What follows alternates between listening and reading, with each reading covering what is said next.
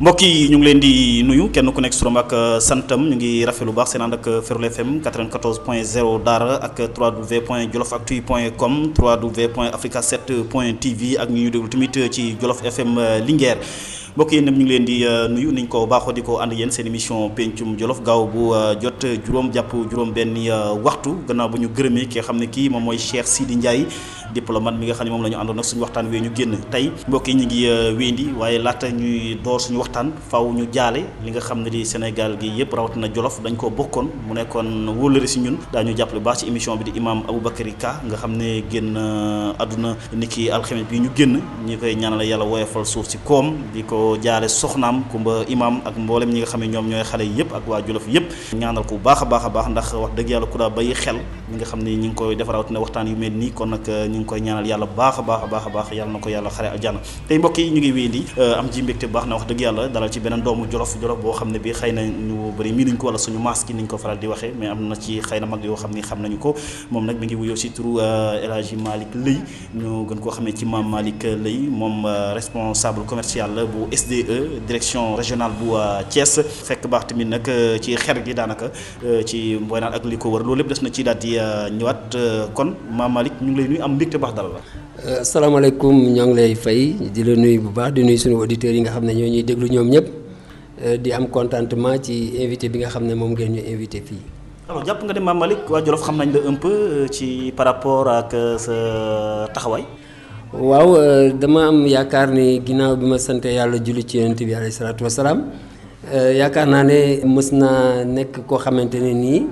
ginnaaw bi ma amee ay waajur yi nga xamante ne nii ngi cosaanoo Jolof rawatina diggante comme ni nga ko waxee xer gi waaye li gën a bëri mooy wax ne kon cosaan bi Koccee jëla après Mboy naan bi nga xamante ne sama yaay fa la bokk waaye sama papa mi ngi bokk Koccee ja donc Koccee ja lañ jóge woon pour ñëw sañ ci fi nga xamante ne nii ak sunu maam Issa Samb ci Mboy naan. Koccee ja mooy fan moom Koccee ja. Koccee ja mi ngi nekk diggante Nege ak Mbuula ak Mbay Awa foofu ci booru dex gi foofu la am dëkk bu nga xamante ne nii ci diggante Mbéyeen ci dig-digal boobu foofu la Koccee ja nekkoon muy dëkk boo xamante ne nii ay càmbeen ay léyeen ak i caameen ñoo ko santoon waaye bi dënk bi géntee ci la sunu maam yi nga xamante ne nii ñoom ñooy càmbeen jóge foofu ñëw sanc fi nga xam ne moom la ñuy wax Mboy naan looloo tax sama papa ak sama yaay nekk ay cousin cousine maanaam ay doomu nijaay doomu bàjjen ndax sunu maam Issa Samb moo ñëwoon sanc foofu. alors justement xam naa ne benn waay sax bi ma naan dama lay invité mu ne ma kooku de yaayam Mboy naan lañ ko tuddee Mboy naan. waaw sama yaay moom dama koy wax ci fànn yu bëri bëgg bi nga xamante ne moom la bëggoon Jolof ak bëgg bi nga xam ne moom la bëggoon ay mbokkam bëgg cosaanam itamit daf ñu doon xiir toujours ci ne nit dafay bëgg ay bokkam bëgg bi nga bëgg bokkam nag moo taxoon moom bi nga xamante ne nii tudd na Rokhaya Samb tamit pour ñu gën ko mën a ràññee mu jël boppam tàkkantal ci Mboy naan moo tax foo mës a wax Mboy naan rek ñëpp xam nañ ne Roqi Samb la donc loolu moom lu ko yàlla jagleel la te vraiment ma am ci fierté man tamit xam ne koo xamante ne nii bëgg nga sa cosaan bëgg say waajur bëgg itamit vraiment say bokk loolu moo taxoon moom mu jël tur boobu dàkkantal ko boppam ba ñëpp xamee ko ni ko ni Mboy naan moom mooy Roqi Samb. justement xam naa ne am na ci ñoo xam ne sax moom daanaka dañ lay dàkkantal wala dañ lay dëkkale ci diggante Mboy naan diggante Mbay Awa ba diggante Nege. waaw man boo seetee ci li gën a bëri mën naa wax ne man maay Jolof mooy man maa am ay maam yu nekk Mbuula wàllu ñangeen comme Mbengeen itamit samay baay lañ ndax ñoo sama papa ay doomi ndey lañ moo tax Mbuula Mbengeen nekk samay baay càmbeen Mboy naan càmbeen Nege càmbeen Mbéyeen ak comme ni ma ko waxee léegi ñooñu tamit samay baay lañ waaye itamit man maa ngi bokk tamit Mbay Awa ndax ñi nga xamante ne nii bi dëkk bi ma lay wax nii di Koccee ja gente dafa am ñoo xamante ne dañoo dem sañ ci mbay awa ñenn ñi dem nekk mbéyeen ñenn ñi dem kii sama benn maam bu nga xamante ne ñu ngi koy wax aatu lay ma nga ca bopp jumaay mbéyeen fa lañ ko denc kon xam nga ne kon man bu ñuy xool ci parti yëpp laa nekk ndax sama yaay wax naa la ne mi ngi cosaanoo mboy naan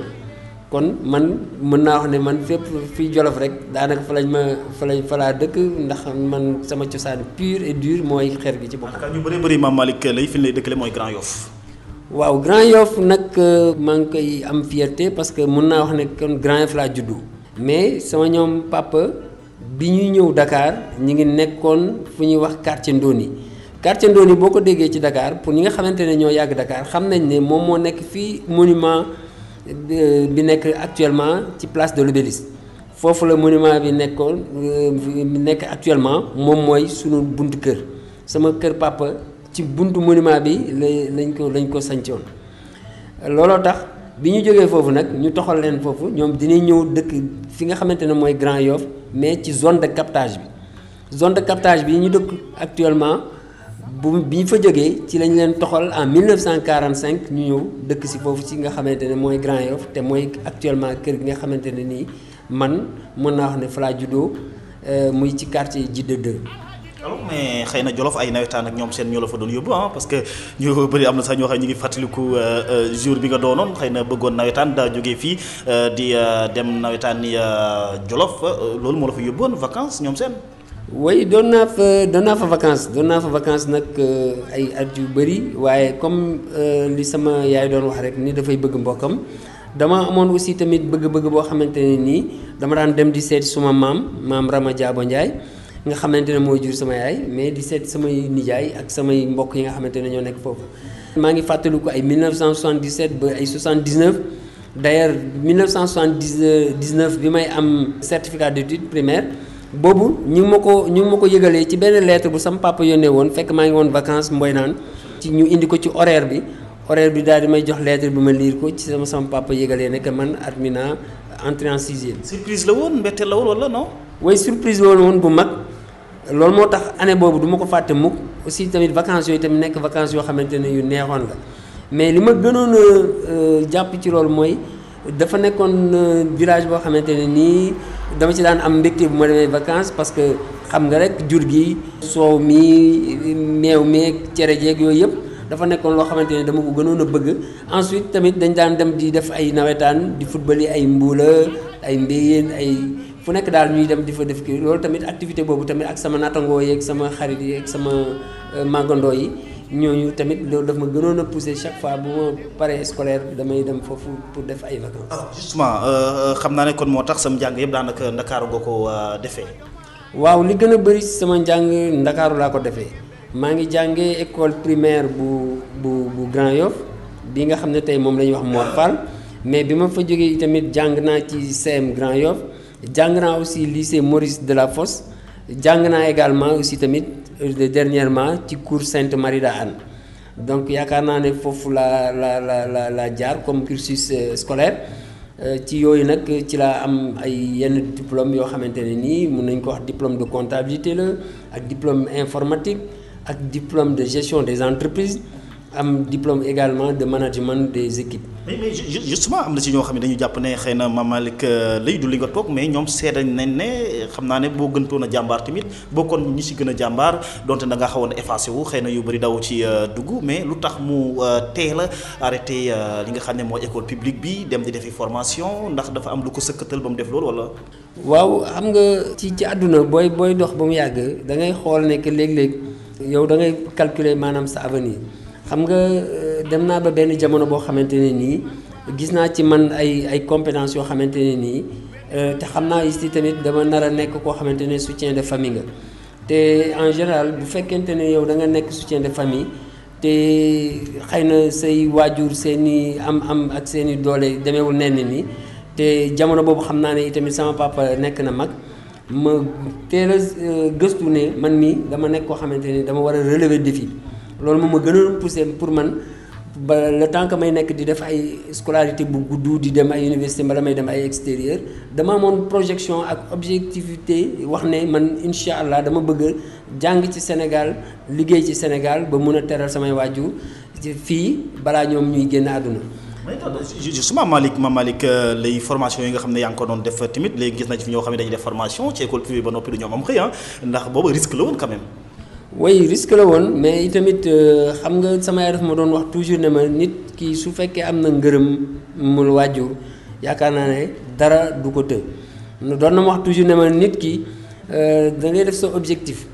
que ni yow donte am nga ngërëmal waajur rek yow loo dëkk war nga koo mën a yenu daan ko. alors effectivement comme ni nga ko waxee am na ñoo xamante ne dañuy defar ay formation mais du ñu am comme ni nga ko waxee xëy mais man sama relation ak sama dégourdi permettre na ma am ay nit ñu baax ñoo xamante ne nii dañ ma doon jox une orientation et une bonne orientation. je pense que loolu moo tax bi ma génnee école de formation dañ ma teel a yóbbu par reconnaissance ci ki nga xamante ni sama doomu bàjjan la mu nekkoon directeur du contentieux de USB banque bu yàgg la mu nekkoon Doudou Sakho ñu ko doon ko wax Mamadou Sakho bu nekkoon directeur bi sama doomu bàjjan la ndax ki topp ci man di Adji Maguette Ndiaye kooku mooy yaayam. kon kay bras long nga jàllee kon Malick. je peux dire que loolu bras long la mais itamit nit ku nekk tamit boo sañoon fa nga nekk say mbokk nekk fa mbala koo xool gis ko mën ko dimbali tamit nga dimbale ko. donc Mamadou Sakho moo ma njëkk a yóbbu stage au niveau de la caisse de sécurité sociale. alors ci caisse de sécurité sociale boobu ma def stage bu xaw a yàgg tuuti après bi ñu ubbee CTO ci lañ ma indi nag CTO ma ñëw nekk CTO di fa liggéey. alors ci jëmm ji nii dañuy jàpp ne da nga xaw a effacé wu mais sur le plan d'ouverture ci ubbeeku xëy na da nga ubbeeku ci ñu bëri ouverture boobu ti ubbeeku boobu nga teel koo am également lan moo la ko may. waaw loolu rek peut-être sama xarañ ak aussi tamit ku yàlla dimbalee ndax comme ni nga ko waxee dama teel a yëngu ci affaire politique. dama daan dem ay meeting dañ ma daan yóbbu ay meeting yu bëri waa parti socialiste ndem si yàlla Mamadou Diop maire de Dakar ak Khalifa Ababacar Sall ak ñoom Pape Babacar Mbaye ndem si yàlla ak ñoom Abdoulaye Makhtar Diop. donc ñooñu dañoo teel a ràññee ci man benn genre compétence boo xamante ne nii ak koo xamante ne nii am na xarañ koo xamante ne nii ak fasaa boo xamante ne nii bu taxawee en public li muy wax en général car macha allah day leer ba nga xamante ne léeg-léeg dañ koy. orateur nga woon doon nga jël discours yi ci meeting yi ci rencontre yi. oui doon naa jël rencontre yëpp yu bëri. nga def communication non tout ça. oui loolu yàlla moo ma ko defal parce que dama teel a am technique de communication. su ma mosaan taxaw en public loolu maa ngi ko commencé ci mouvement navétane yi au niveau de l'ASC Grand Yoff après may continuer di avancer et tout ça mais bi may demee ba nga xam ne ci milieu politique dama daan taxaw milieu politique comme ça par un discours du ma ko bind damay ñëw rek en fonction public bi nu ñuy présenté woo ak grandes lignes yi nga xamante ne ni ñoom la àndal politiciens yi wax ma ko si laay parvenir à convaincre sama public. comme xam nga am na si ñoo xam ne ñu bëri kenn ku nekk. doomu aadama bu ne am na yàlla loo xam ne lii cëral na la ko muy xel mi nga xam ne mën nga koo jëfandikoo mais am na si ñoo xam ne da am loo xam ne mi ngi nelaw ci ñoom mais duñ ko mën a fexe ba yee mukk yow nga teel a reconnaître ne am na loo xam ne mi ngi ci yow nga fexe ko exploiter tey bu mu jural lim la jural loolu tamit yombul ci kenn ku nekk fu mu mën di doon. non du yomb xam nga wax ci public sax moo njëkk a jafe mais comme man yàlla dafa def aussi comme ni ma la ko waxee dama daan dem ci milieu politique mais aussi dama daan dem ay gàmmu yu bari yoo xamante ne dama daan ànd ak sama yaay ñuy dem ay gàmmu dama daan bokk aussi tamit ay daayira ba léegi sax maa ngi bokk ay daayira damay dem ci daayira yi parfois léeg-léeg daf ay wayantu daf may neex ba nga xamante ne nii dama daan way ci daayira yi. da ngay firi tout ça. way yàlla def na damay liifantu rek. jàng nga également alxuraan daal nga daara. jàng naa alxuraan jàng naa parce que sama école yëpp li ma jàng man musuma def deuxième langue bu dul arabe donc deuxième langue arabe boobu moo ma permettre peut-être ma teel a xam ne man war naa mën a am compétence wu way ci ay daayira ndax sama kër daara la woon sama papa yi tamit aalim la woon boo xamante ne ni ku yàlla mayoon la ci wàllu alxuraan parce que nekkoon na koo xamante ne nii daanaka sëriñ bu ñëpp ràññee la woon. mu nekkoon Mbaye Leye alors mais li nga wax nii maam Malick Leye wala El Hadj également loolu lépp bokk na ci tur yi may fàttali yéen a ngi ci Ferlo FM Jolof Actu Africa 7 ba ci Jolof FM seen émission pencum Jolof ñu ànd ci ak El Hadj maam Malick Leye responsable commercial bu SDE direction régionale bu Thiès fekk baax tamit ci Jolof mais xer gi. exactement parce que amoon ngeen ay association yoo xam ni yàggoon ngeen ci donte ne distance bi xëy na jógee Ndakaaru di ñëw ak mais en tout cas bokkoon nga ci ñi ñoo xam ne dañoo ràññeeku lool surtout association pour la rénovation de Mboynaan donte ne am na ñu njëkkoon a tudd ay jamono. dëgg la loolu effectivement 1997 lañ ko sosoon parce que jamono boobu dañ doon wax ne que ni dañuy ubbiwaat dex gi pour que dex gi bu ñëwee foofu day jaar ci xer gi jaar ay negeeg Mboynaan comme ni mu daan def rek dem ba Linguère. alors ci jamono boobu la ñu ne kon ñun war nañu mën a xool la nga xamante ne ni mooy développer dëkk yooyu nga xam ne ñoo nekk ci booru dex gi alors ci lañ formé benn association bu ñu tuddoon association xer gi fekk sax ñun amoon nañ association bu nga xamante ne moom la ñuy wax association des ressortissants de Mboynaan muy ARM mais ñu ne kon le temps que ñuy former ay association dëkk bu nekk di former ay association te ñun dañoo war a booloo mën ko pour xool luy développer xer gi ñu ne kon léegi nañ def association xer gi ñu daal di booloo Mbuula Mboynaan Mbëlëxee ñoom ñëpp ñu tënku ci benn association dem fi nga xamante ne moo nekk tey marché Grand Yoff bi actuel ci booru cantine Moussa Dieng maanaam kër cantine Mbay Ngiraan nga xam ne tailleur la ñu dem foofu def fa benn première réunion après ci lañu def ay réunion yoo xam ne yii kër Papa Maguette Guerre lañ ko defee yii kër Seexu Ndiaye mais loolu lépp objectif bi moo doon xëy na teeru dex gi mi ngi ñëw wala développement wala. exactement ñun maanaam daal ñu dogalee développement parce que ci biir loolu xamoon nañ ne Jolof am na ay doomu Jolof yoo xamante ne nii vraiment ñoo xamante ne nii tey bu Sénégal waree dox ñooñu war nañ ci bokk ñi koy doxal xamoon nañ itamit ne gouvernement yi fi jaar yëpp am na ay doomu Jolof yu ci nekk am na ay directeurs généraux am na donc ci biir yooyu yëpp ñu ne kon léegi ñun war nañoo mën a utiliser suñuy moyens humains. utiliser aussi suñuy xam-xam ak suñuy lépp suñuy kooku suñuy kii dajale ko ba nga xamante ne dinañ mën a xool li nga xamante ne nii bu dex gi ubbeekat dina mën a jëmale dëkk yooyu nga xamante ne nii ñi nga xamante ne ñoo fa nekk mbala ñi nga xam ne ñoo fa cosaanoo ñu mën a am loo xamante ne dañ ci mën a sukkandikoo pour gën a suqali suñu gox et aussi tamit dogaale li nga xamante ne moom la ñuy wax exode rural bi ba nga xamante ne ëllëg si biir vraiment dina li ñuy wut si Ndakaaru mbala ñu ko wut si feneen ñu mën a toog foofu ci dëkk ba liggéey ko fa. pour ñi nga xam ne mais projet quand même Mame Malick day dund dafa mujj daanaka yaakaar gu mujj tas la parce que dex gi ñëw na canal baa ngi fa mais au retour lu mu jëriñ dëgg askan wa bon man gisaguma ko lu bëree bëri donte ne ba mu fay nekk xëy na lu mu tuuti am na lu ñu fa daan foraatu mais dem na sax quand même mais ndax kon seen objectif yi da ngeen ko mujj daj kon. oui xam nga objectif aussi tamit parfois objectif di nga ko décliner nga programmer ko parfois di nga atteindre di nga am sa objectif di nga ko atteindre parfois aussi doo ko atteindre parfois aussi di nga ko atteindre avec difficulté parce que tout simplement doo mën a am tous les moyens réunis pour mën a atteindre loolu. kon moyen moo leen toon en quelque sorte. je pense que ni moyens yi à un moment donné aussi tamit xawoon na manqué tuuti. mais dëkk yu bëri yooyu yëpp nekk ci cadre yi nekk ci donc cadre dañ leen seetaanoon Mame Malick. oui parfois nag doon mun naa wax ne parfois dañoo seetaanoon parce que am na ay jamono yoo xamante ne nii pour mën a am sax la main sur vraiment un responsable bi nekkoon ci gouvernement bi tout ça. bon dafa doon xaw di jafe léeg-léeg. bon c'était le parti socialiste seulement peut-être jamono jooju. oui jamono boobu loolu la woon mais itamit am na ay ministres yoo xamante ne ni wax dëgg yàlla doon nañu dimbali ni ki ay Abdoulaye Makhtar Diop ma koy nuyu au passage. mais dimbali yéen waa Jolof Abdoulaye Makhtar Diop grand serigne de Dakar. oui grand serigne de Dakar di ñu ko déwénal parce que tamit il faut nga fàttaliku tamit ne ñu gën a bëri ci lébu gi Jolof la ñu cosaanoo. loolu tamit mag ñi doon nañ ko wax te je pense que ni loolu tamit réalité la boo xamante ne nii ñun bu ñu demee di rencontrer ko chaque fois bu ñu demee waxtaan ak moom daf ñuy fàttali loolu di ñuy fàttali ne que ni moom doon na dégg ci ay waajuram tamit ñuy wax aspect yooyu mais li ma mën a jàpp daal mooy képp ku ñu mës a seeti wax la exposé le sunu projet je pense que ni def nga ca la nga mën ba yàlla moo dogal peut-être ba léegi mi ngi dox sax association baa ngi dox. parce que ndaw yi nga xamante ne ñooñu fa remplacer tamit ñi ngi continuer di doxal. mais mbëlëf gi ci nekkoon nag negeeg léegi dañoo gis kenn ku ne da nga am sa association à part. oui kenn ku nekk dafa am association à part mais l'intérêt quand même c'est de les regrouper intérêt bi mooy ñu booloo parce que je pense que ne mbooloo moomu ñu amoon départ ba ak li ñu jot a jural ci wàllu ay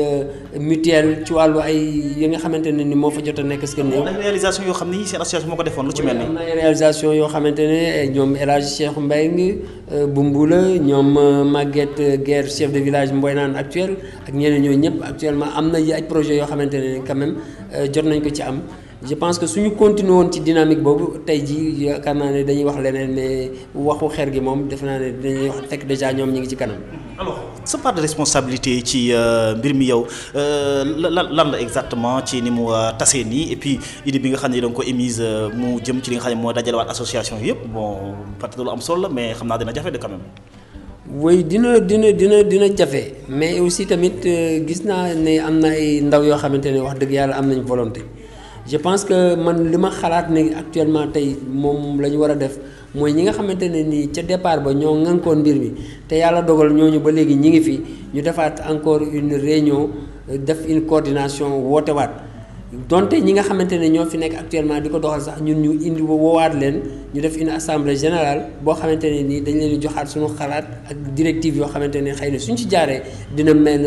permettre ñu mën a suqaliwaat loolu nga xamante ne moom mooy association xëy na. association boobu lay biñ ne dañ lay invité ni ñu koy yëgle am na ci koo xam ne ki mu dafa jàpp ne lan moo waraloon nga dem ba nga amoon nga ci xadar dëgg-dëgg fesoon nga ci mais am na benn moment da ngaa mel ni ku ci génn say yoxo ba mu set wecc dematoo ci waxatoo ci lan moo ko waraloon.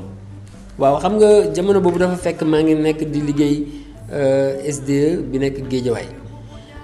bi SDE nekkee Géejawaay may liggéey foofu ba mu yàgg yàlla def aussi tamit ñu jëlee ma foofu yóbbu ma Tëngéej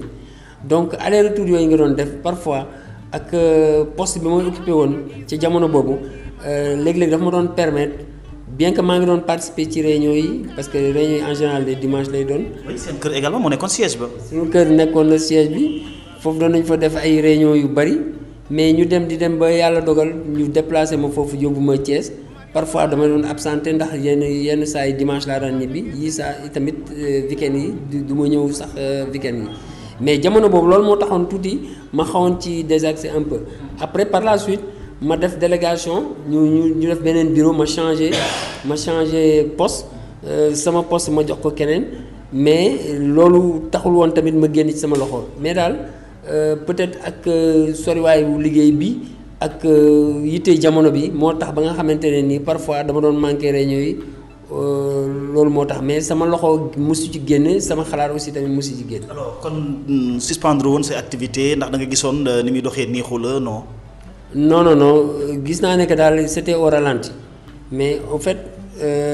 génnewuma ci woon sama loxo trop. leen woon xaalis bu ko doxal tout ça comme bokkoon nga ci wàllu organisation yeeg yooyu. exactement doon nañ ñu ut ay organisation yoo xamante ne léeg-léeg dañuy def ay soirée léeg-léeg ñu organiser ay kermesse léeg-léeg ñu organiser loo xamante ne daal daf ñuy permettre ñu mën a dugal kii bi parce que xamoon nañ ne cotisation yi rek mënutoon a doxal mbir mi ba nga xamante ne nii li ñu bëgg dinañ ko am ci ay cotisation bon tamit léeg-léeg nga def ay quête mais quête moom du tout le temps nga koy def donc ñun xooloon nañu yan moyen lañ mën a def pour ut xaalis. Parfois sax da ngay gis ñenn ñi nga xamante ne ñoo ngënkoon boppu association bi dañuy génn seen xaalis personnel di ko joxe pour rek lu mën a doxal loolu waaye nag comme jamono day dox charge yi tamit day gën a bëri léeg-léeg ci nit ki moo tax xam naa mu demee ba mu yàgg rek mu commencé sooxe. alors justement Mame Malick Leye tey ku la wax bi ma lay présenté léegi maa ngi naan responsable commercial nga bu SDE direction régionale bu Thiès Mame Malick lan moo ko boole mbirum ndox mbirum comme SDE comme ni mu mel nii daanaka nga ciy bëgg a yàgg nag. waaw wax naa ne man effectivement bi ma la waxee ci sama présentation wax naa la def naa ay formation en comptabilité am naa benn diplôme de comptabilité de BBC en comptabilité générale bi ma nekkee centre de traumatologie mooy CTO bu Grand Yoff di fa liggéey ba ne ay at Abdoulaye Makhtar Diop nga xam ne suma xarit la nekkoon ministre. Par la suite mu jógee ministre de la jeunesse après ñu fal ko mu nekk secrétaire général bu SONES léegi comme chaque fois dañuy faral di gisee léeg-léeg dañuy nekk lu bëri may dem këram benn jamono mu ne ma léegi man dama bëgg yow nga jóge CTO ma indi la SONES loolu moo waral sama ñëw SONES ma jóge foofu ñëw SONES ma bàyyi foofu léegi bi ma ñëwee ñu daal di may yóbbu comme ni ma la ko waxee ci sama biir wax Géejawaay ma nekk Guédiawaye yore comptabilité générale bu Dakar 2 Dakar 2 mooy Guédiawaye ak li ko wër ba ci Patte d'Oie bi loolu moom la ñuy wax Dakar 2 léegi nag à partir de autoroute bi moo leen xaajale jëm ba biir plateau ba Palais ba Mamel loolu moom mooy Dakar 1 man nag dama nekkoon comptable Dakar 2 ci SDE ba ni ñu ma fa jëlee yóbbu ma pour ma nekk caissier principal bu Tëngéej mooy Rufisque SDE bi nekk ci Rufisque loolu moo ma indi maanaam boo xoolee ci wàllu ndox mi. justement mais yaa ngi wax SONES wax SDE loolu lépp mooy kuréel yi nga xam ne ñooy servir ndox mi ci Sénégal lu leen wutale. waaw xam nga SONES moom bu fekkente ne ni SONES moom la tubaab di wax SONES avec 2 E boo bindee SON ñaari E après doo ko bindee S moom mooy société bi nga xamante ne nii gouvernement moo ko moomoon mettroon ko fi en place bi ñu demee ba ay jamono ñu ne ñoom dañuy privatiser SONES boobu. bi ñu ko privatiser nag ci lañ ko xaajale mu nekk ñetti société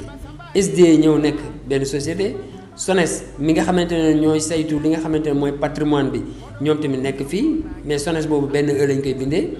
ba léegi ñu ngi fi ab daal di am ONAS donc ñetti société yooyu ñoom lañu bi ñu xaajee maanaam bi ñu tasee SONES bu ñaari E yi ci lañ ñetti société yooyu doo ko génn bi ñetti société yooyu door a génne nag am na ci ñoo xamante ne nekkoon nañ ci société bu mag ba nga xam ne gouvernement moo ko moomoon ñii dem nañ ci SONES ba léegi ñu ngi foofu ñii dem nañ ONAS mooy ñiy saytu affaire ndox mu sellandi bi ñun ñu daal ko dem nekk fi nga xam ne mooy SDE. alors mais loolu lépp amul benn jeexantal ci ndoxum Sénégal meeg ni ñu koy joxe ak fi bi bay ko ci lac de Guiers bi. bon amul jeexantal parce que li ñu jàpp ci loolu rek mooy société SDE moom société privée la société privée nag moom dafa am ay chartes yu nga xamante ne ni moom la signé ak gouvernement du Sénégal li nga xamante ne moom moo ko lëkkalee ak gouvernement du Sénégal c'est un contrat d'affermage mais contrat d'affermage actuellement man mii nga xamante ne ni ndaw laa di liggéey ci biir entreprise bi amuma sañ-sañ wax ci loo xamante ne nii lu ëpp li ma la wax nii. ndax contrat d'affirmage également baat boobu également ñi koy bëri dañ koy dégg ci xew-xew yi ñu daal di génn lan la wundu exactement. waaw loolu ay poñ la yu ñu tënk ma wax la ne kat yow da ngaa ñëw mu ngi mel ni man ma jox la ma am benn tool ñàkk ko defar ko ba pare mën na la nag yow léegi da ngay ñëw ci tool bi yow da ngay bay soo bayee bu gàncax gi ñoree ñu séddoo bu ñu jaayee nga jël nangam ma jël nangam ngooñ mi ñu def ko nii ñu def ko naa donc loolu yëpp dugub ji bu ñu ko kiyee ba noppi ñu def nangam gattax gi nga jël ñu def di extra donc loolu mooy ay poñ yi nga xamante ne ki nga xamante ne moom ngay jëflanteel moom nga koy tënk ci ay points ngeen bind ko loolu la ñuy wax contrat d'affermage. séddoo daal comme SDE nag moom exploitation la moo ko taxoon a ñëw moom am na lu mu signé ak gouvernement du Sénégal. wante comme ni ma la ko waxee organisation la boo xamante ne bala entreprise la boo xamante ne nii bu organisé la comme ni ma nekkee benn kilifa ci benn pàcc bi am nañ directeur bu nga xamante ne moom communication lay liggéey moom mooy waxam mooy directeur Ndiaye Diop moom nag moom moo am sañ-sañu lépp lu nekk en terme de communication ci biir entreprise bi nga xam ne moom mooy SDE te ñun ñu fay liggéeyee moom moo am maanaam sañ-sañu wax ci mbala mu àddu ci. Ndiaye Diop suñu naataangoo la woon nekkoon Sud FM gërëm tamit Djily Ba directeur de l'exploitation moom itam di doomu Jolof nekk ci SDE mais quand même en tant que responsable commercial bu SDE direction régionale bu Thiès doo seetaan xëy na wala da nga def sa kem kattan ba vraiment ndox mi du jóge ci loxoy waa SDE. waaw xam nga contexte boobu c'est dafa xaw a difficile pour ma wax ci. moom laa la wax toujours rek am na ay contextes yoo xamante ne nii les responsables yi nga xamante ne nii ñooy kilifa yi gën a kawe ci wàllu entreprise bi ñoom ñi ngi ciy wax ñi ngi ciy dox. bu boobaa lan mooy sa liggéey dëgg-dëgg en tant que responsable commercial bu SDE ci direction bu Thiès. waaw man sama responsabilité maanaam sama liggéey dañ ma jox maanaam wàllu nga xamante ne nii moom mooy traité maanaam saytu. lépp lu nga xamante ne réclamation la ak demande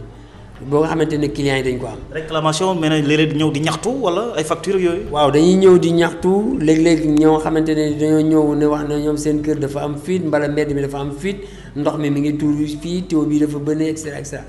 léeg-léeg ñu ñëw ne ñoom dañoo am loo xamante ne daf leen a métti ndax seen compteur facture bi ñu leen jox dafa métti dafa cher donc dañuy bëgg a def étalonnage mbala ñu ñëw vérifier leen compteur bi et cetera lépp lu nga xamante ne nii daal day dox diggante entreprise bi nga xamante ne wala société bi nga xam ne mooy SDE ak client bi lépp lu nga xamante ne ñaxtu la ci lépp lu nga xamante ne ci ab demande la maanaam da ngay ñëw pour déposer ko pour am li nga xamante ne kii man damay saytu ba nga xamante ne loolu moom mooy li nga xam ne moom laay wax satisfaction clientèle lépp lu nga xamante ne aussi ñoom dañ koy encaisser en terme de facture yi ñuy fay ak demande yi ñuy fay ak loolu man nekk naa ko xamante ne nii man maa nekk kilifa gi nga xamante ne man maay coordonner activité commerciale bi donc loolu moom mooy sama rôle. alors mais c'est vrai que am na ñoo xam ne dañu jàpp ne ba tey ndox dafa cher ci li nga xam ne moom mooy réew mi. oui mais ndox dafa cher d'accord mais mën naa aussi wax tamit ne ndox tamit cherul ndax depuis 2003 ba léegi amul benn prix benn franc bu ñu yokk ci mètre cube ndox bi je pense que ni am na yeneen réew yoo xamante ne tey soo fa demoon difficulté bi ngay am ci amum ndox ak selleen gi tout ça loolu yëpp SDE daf koy liggéey te boobaak léegi comme ni ma la ko waxee amul benn yoon bu nga boo déggee ne yokk nañ benn dërëm ci mètre cube ndox. yooyu ndox dafa xaw a jafe wala ndox mi dafa xaw a sori mais xëy na Sénégal moom ñu bëri jàpp nañ ne ndox mi xaw na fee yomb xaw na gaaw mën a ball. oui ndox mi yomb na fi pour man sama gis-gis ndox mi aussi tamit warul la jafe parce que ñun comme yàlla daf ñoo dénk ñu am lu toll ni lac de Guiers mais gis nga ndox mi fu muy jógee aussi tamit ba bi ñëw fii mais comme population yi tamit dañuy yokku tamit production bi tamit dafa war a yokku loolu moo tax nga gis ñu defoon fii Kër Momar Sarr 2 ba léegi jamono yi ñu ngi def Kër Momar Sarr 3 ñuy wax ay d'ici 2020 2021 incha allah dañuy fexe ba ñëpp ñi nga xamante ne ni ñoom ñoo nekk fii te bëgg ndox mu sell ñu jox leen ko ci anam bu rafet ak ci anam bu doy. en tout cas justement xam naa ne mënuñoo xuus comme ni nga ko waxee Mame Malick Leye ci lu jëm ci li nga xam ne mooy contrat d'affirmage yooyu nga xam ne coow li mi ne ci kur ba tey yoon sax daanaka mi ngi ciy wax ndax dañuy jëlee ndoxum Sénégal mi ci SDE jox ko benn société française bu siège loolu lépp xam naa coow li mi ngi ci mais mënuñ ko gën a yaatal mais quand même bu dee pencum Jolof la ñu nekk ci vallée fossile yi nga xam ne dex gi yàlla may nañu quand même mais lan nga yaakaar ne exactement moom moo tax tëgg témbe ba dex gi mënut a demati politique la wala lan nga ko waral. waaw loolu moom yaakaar naa ne ñun ñëpp war nañ ci gën a def suñu kéemtalaay kàttan ba nga xamante ne loolu dinañ ko kii ndax xam nga ne dex gi moom saa bu doxee rek comme ni mu daan doxee ñun vraiment dina bëri loo xamante ne nii dootuñu ko ñeewee kenn ndax même bu dul loolu sax defoon ay vallées fossiles yoo xamante ne nii dinañu permettre ñun ci nawet bi amee. mbala ñu mën a fexe noo xamante ne dinañ tënk ndox mi ba nga xamante ne nii même bu fekkente ne ne mbayum noor la sax dinañ ko mën di def mais itamit xam nga ne war nañoo mën a aussi tamit gëstu ba nga xamante ne nii li nga xamante ne moo tax dex gi doxul comme ni mu waroon doxee ñu xool ko bu fekkente ne ci wàllu gouvernement la ñu xam su fekkente ne aussi wàllu leneen la tamit ñu fexe nu ñu dindee loolu ba nga xamante ne nii dinañu war a permettre ëllëg si biir wax dëgg yàlla ñuy suqali wàllu dex gi suqali wàllu mbay mi def ay reboisement ba nga xamante ne ni vraiment sunu diwaan boobu nekk ca anam yi nga xamante moom la nekkee woon si sunu jamono yi maam ba léegi. en tout cas demul dikkul c'est vrai que le ministre de l'intérieur Aly Ngouille Ndiaye am na ay jamono mu ci doon dalal xelu askan wi ne mi ngi ci waxtaan ak njiitu réew mi Macky Sall xëy na dana ci def ay jéego en tout cas vraiment loo xam ne lii Jolof gi yëpp soxla nañu ko ndax mi doog ñëw moom am na lu bëri loo xam ne lii daanaka ñi nga xam ne sax ñoom ñooy dawal côté forage yi daanaka seen bande bu ñu ko duyee mën naa toog ay bés ndax jur géeg yëpp napp sax Jolof ba xamul napp sax daanaka bu daa dem moom itam am ndawal loolu lépp nekk na loo xam ne lii lu am solo mais bu dee Jolof quand même c'est vrai que vallée fossile yi am na solo lool mais am na yeneen bànqaas yoo xam ne am nañ ko mooy càmm gaa nga fa muy mbay maa nga fa mais loolu ba tey dafa des quand même. oui dafa des parce que su fekkoonte ne ni par exemple fexe nañ ba nga xamante ne ni def nañ fa ay industrie yoo xamante ne nii dañuy liggéey ci wàllu yoo xamante ne ndax xam nga ne jur gi fa tabaarakallaahu am na noo xamante ne Jolof doon na ko am rek ñun kenn ëpp ñu jur fa tabaarakallaahu kon suñu fa fexe ba def fa ay industrie yoo xam ne dañuy def ay produits laitiers ñu koy defar di defar meew mi di defar fromage yi di defar yooyu loolu dina gën a mën a suqali tamit dëkk bi dina mën a suqali diwaan bi dina mën a suqali gox bi dina indi tamit ay emploi yoo xamante ne nii doomi dëkk ba mbala doomi Jolof yëpp dinañ ci mën a saytu di ci lu tax mënut a nekk exactement wala mën a gut a nekk fi mu toll Mame Malick. oui je pense que loolu réflexion bi mi ngi fi xel maa ngi fi peut-être coordination bi mbala ki nga xamante ne nii moom mooy nekk au devant que ce soit un ministre ou quelqu'un d'autre en tout cas daal fu mu toll nii lancé nañu appel ci ki nga xam ne képp koo xamante ne doomu Jolof nga wax nga léegi ki nga xamante ne nii moom mooy Jéeri Ba nga xam ne mooy directeur exploitation fa tabarakalaaw ñu koy nuyu suñu xarit la suñu am di jàmm la mais tamit ku mel ni ku Jéeri par exemple wàllu woowu mën na ci indi xalaatam. ci la def mémoire am ci les vallées fossiles la. exactement mos naa ko dalal ci émission bi. exactement kooku yàlla may na ko xam-xam ci loolu tamit muy koo xamante ne nii doomu Jolof yëpp dañuy compter ci moom dañuy compter ci ku mel ni ministre de l'intérieur Aly Ngouille Ndiaye et cetera donc je pense que ni aujourd'hui comme ni ma ko waxee ci sama njëlbeen wax nekk nañ ñoo xamante ne nii am nañ ay doomi Jolof yoo xamante ne nii tey seen taxawaay waroon na gën a ñongali ba nga xamante ne nii tey fu ñu tuddee dëkk bu am développement bu am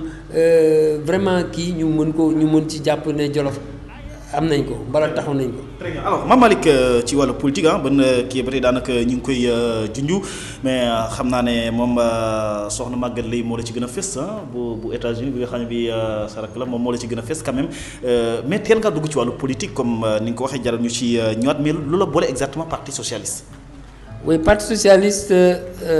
lu ma ci boole mooy dama juddu fekk effectivement sama papa ak sama yaay ñoom ñëpp. ma gis seen carte d'adhésion parti socialiste ensuite ma am sama rakku papa bu ñuy wax Ibra Leye bu nekk Grand Médine ma fekk ko semaine moom muy ànd ak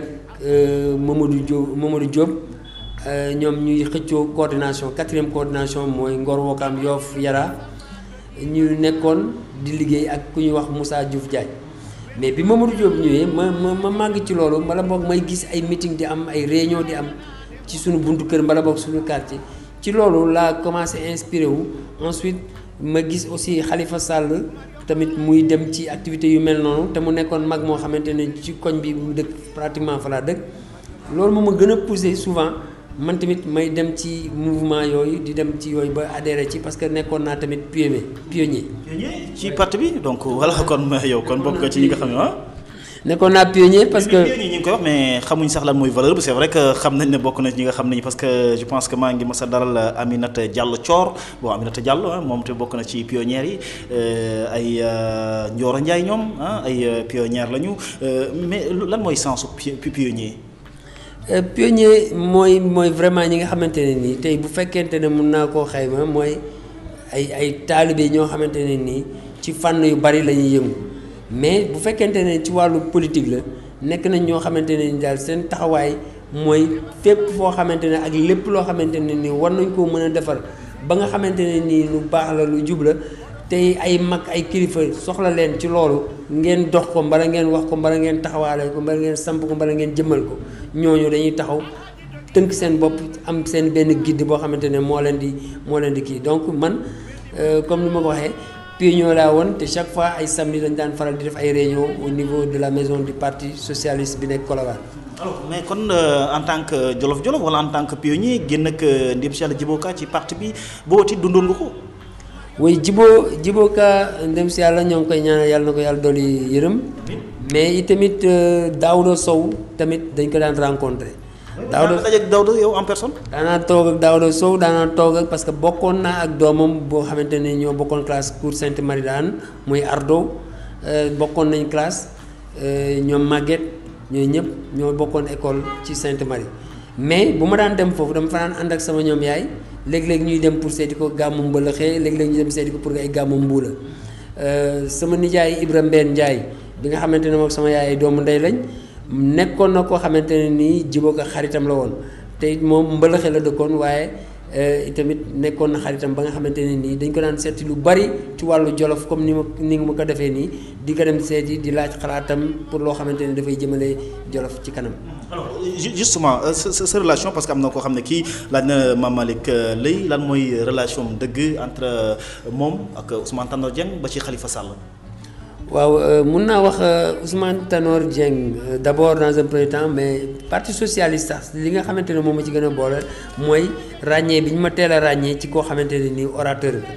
xam nga léeg-léeg ñu dem ay meeting yoo xamante ne nii dañuy soxla wax ak jeunesse bi su boobaa dañ may utiliser maanaam dañ may wax ne ma vraiment dañoo bëgg nga defal ñu meeting bi bala boog yow soo intervention ci lii ak ci lii lay def Khalifa Sall nag moom su ma mag la ndax suñuy papa ñoo daan ànd ñoo dëkkandoo woon Grand Yoff papaam ak sama papa daanaka ay kii lañ mais ñoo bokkoon jumaa ji kon sama kër ak kër Khalifa Sall sorewul moom fi mu daan fréquenté suñu kër moo jàkkaarloog kër googu yàlla dogal nag moom bi ma ko xamee may dem ci parti socialiste aussi tamit ma gis moom ak Pape Babacar Mbaye yàlla may leen ñu nekk ay jeunes yoo xamante ne dañoo am avancé trop ci biir parti socialiste ba ñu ràññee leen yàlla dogal man tamit ma ne kon man ñii li ñu war a mën a am ak fi ñu war a mën a dem man war naa fa mën a dem vu mes compétences loolu moo taxoon moom Khalifa Sall moom laa njëkk a xam nag ba après par la suite Ablaye Makhtar ak ñoom Père Mamadou Diop boole ma ak ay Tanor bu ko defee bu ma demee ay meeting ñu ne voilà kii moo war a jël parole heure sàngam kii bu kii waxee kii mooy wax après ñu def loolu yóbbu nañ ma ay tournées yu bari ay campagne électorale yoo xam ne yu bari def naa ci ay mais am benn responsabilité à part SDE bi nga xam ne bi xëy na jàpp nañ la ba nga dugg ci. bon peut-être au niveau coordination parce que am na sax ay jamono dem nañ ba teg ma ci benn liste des députés bi ñu consolidé woon mais jamono boobu tamit dafa fekkoon tamit maa ngi woon gën a jeune mais numéro bi ñu ma tegoon ci liste bi dafa sori woon trop ba ma wóoroon na ma ne man ak nu mu mënti demee même su parti socialiste gagné tamit siège yëpp du tax man. yan élection la woon yàgg na tuuti. non élection 93 dem naa foofu. maître Babacar Seye. oui maître Babacar Seye élection yooyu demoon naa foofu après par la suite tamit bi ma jógee parti socialiste am na ay jamono tamit ma ànd ak ki nga xamante ne sama maître la woon muy Amadou Dieng ndem si yàlla député la woon moom tamit yóbbu woon na ma si Ablaye Wade parce que tamit nekkoon naa tamit koo xamante ne si Ablaye Wade. kon da nga doon ngarale gan Malick. da nga doon ngarale kon. waaw am na benn jamono ma jógee parti socialiste dem si Ablaye Wade. te loolu lan moo ko waraloon frustré un peu wala. waaw bon j'étais un peu frustré parce que jamono boobu waxoon naa leen nekk ni yéen liste bi fi ngeen may teg nii dafay sori trop te man gis naa ne man am naa loo xamante ne war naa ko mën a apporter léegi bi ma demee nag ba nekk foofu ci Ablaye Wade tamit tegoon na ma 18e position benn jour sur les suppléants au niveau de Grand Yoff may ànd ak Amadou parce que Amadou tamit dafa teel a ràññee moom comme moo ma jàngal primaire dafa teel a ràññee compétence yooyu ma amoon ba tax moom mu yóbbu ma woon boole ma ak maître Ablaye Wade. alors en tout cas ñaar yëpp kon sa fief dëgg-dëgg Grand Yoff la woon politique bon. oui sama fief dëgg effectivement Grand Yoff la. alors mais justement tey ñaari parti yëpp ñu ngi ciy jafe-jafe parce que tasaaroo gu bëri am na ci muy parti socialiste da nga arrêté say activité ak Khalifa Sall activité politique je veux dire. waaw même avant muy nekk sax ci jafe-jafe yi ko yàlla teg xawoon naa gelé tuuti samay activité parce que dafa am benn jamono boo xamante ne nii sama yaay dafa doon wax ne que ni naa bàyyi activité yooyu parce que parfois damay dem ci ay mouvement yoo xamante ne nii comme ni ma la ko waxee rek sama intervention parfois day nekk intervention bu xaw a dëgër léeg-léeg damay bëgg wax lépp ci dëgg gi te politique en général am na ñoo xamante ne bëgguñu ki wax dëgg gi léegi nag mu am ay ñaxtu daal yoo xamante ne nii ba mu yegg sama yaay mu ne ma nag léegi nag da nga war a téye sa tànk te nga moytu politique bi. balaa da ñaxtu sax ay menaces. oui effectivement y a eu des menaces mais yooyu yëpp bon bëgguma ci woon wax mais kuy dugg ci milieu politique ak kuy dugg ci yeneen milieu yoo xamante ne tamit bul ragal léeg-léeg ay menaces parce que lu nekk lu ne rek yàlla moo yor yëpp. alors justement Khalifa Sall li muy dund nii génn gi mu génn ci biir parti socialiste jafe-jafe caisse d'avance mairie bu Ndakaaru alxames bii ñu génn ay awkaam ñu ngi woon ci cour suprême ngir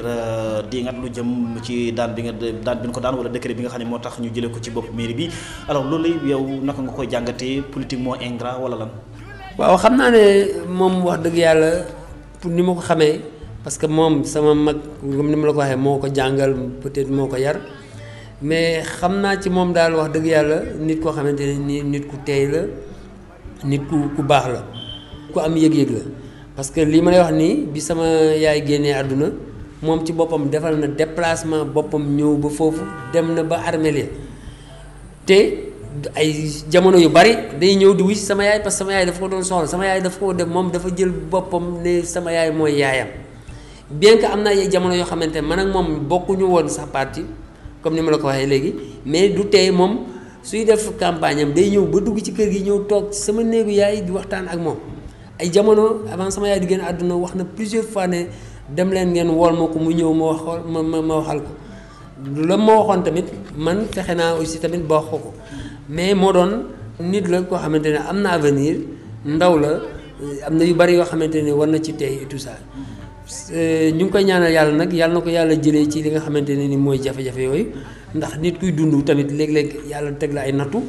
ñu koy ñaanal yàlla mi nga xam ne moom moo mën a teggi yàlla na ko yàlla teggi natt yooyu yëpp waaye daal jàpp naa ne man suma mag la woon ku baax la mosuñu am aussi tam réeroo mosuñu am aussi tamit ay ñagas-ñagas par rapport ak activité politique bu mu nekkoon ak par rapport ak kii mais xam naa ne daal ku am assistance la ku am ndëgëraay la te ku am seetlu te ku am itamit ku mën a dimbale njaboot la. en tout cas bokkutoo ci PS bokkutoo ci PDS carrément wàllu politique da nga ko teg ci suuf wala yaa ngi ci APR. oui pour l'instant dama ko teg ci. gaa ngi doon daan ne bon kilifa APR yi en tout cas am ngeen relation yu dëgër lool de. waaw certainement am na si ñu ma xamante ne wax dëgg yàlla am naa ay ñoom ay relation loolu moom il faut le reconnaître. mais pas dem adhérer vraiment ci ñoom Aminata Touré gars yi yëpp ñu ngi foofu ah. non adhéré gu ma si ñoom nag bon Aminata Touré peut-être moom avant fii ñëw fekkoon na fi Khalifa Sall fekkoon na fi ñeneen mais daal en matière politique daal maa ngi toog di négisniku di xool de nekkuma ci benn activité nag parce que tout simplement. mais âge bi également yaa ngi gën a jóg jëm dem mag am nga expérience bi xëy na ndaw ñu bëri yaa ngi leen gis ci parti quand même war nga ci mën a def dara. absolument peut-être que maa ngi xalaat loolu bon échéance yu ñu jëm peut-être su fekkee ne yàlla may na ma temps bi dinaa mën a gën a dugg ci activité politique bi. pourquoi pas candidat pour Grand Yoff local. waaw mi ngi xalaat baa ngi ci incha allah peut-être damay bañ a teel a wax rek mais am na ñoo xamante ne ay mag ñoo xamante ne nii